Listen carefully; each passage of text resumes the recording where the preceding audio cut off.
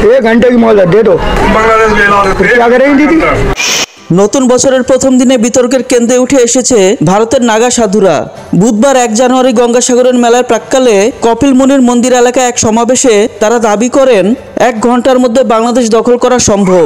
নাগা সাধুদের অভিযোগ, বাংলাদেশের সনাতন ধর্মাবলম্বীদের উপর অত্যাচার চলছে এবং এ বিষয়ে ভারতের সরকার এবং প্রশাসন কার্যকর কোনো পদক্ষেপ নিচ্ছে না।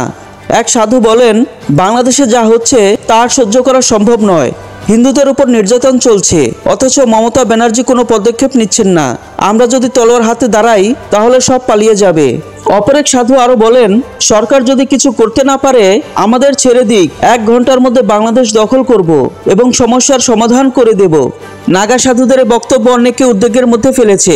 বিশেষজ্ঞরা মনে করেন 2 দেশের মধ্যে কূটনৈতিক আলোচনা এবং ঐতিহাসিক সম্পর্কের ভিত্তিতে এই ধরনের সমস্যার সমাধান হওয়া উচিত। বাংলাদেশ ও ভারতের সনাতন ধর্মাবলম্বীদের জন্য সুরক্ষা নিশ্চিত করার পাশাপাশি উস্কানিমূলক মন্তব্য থেকে বিরত থাকার আহ্বান জানিয়েছে শান্তিকামী মানুষরা।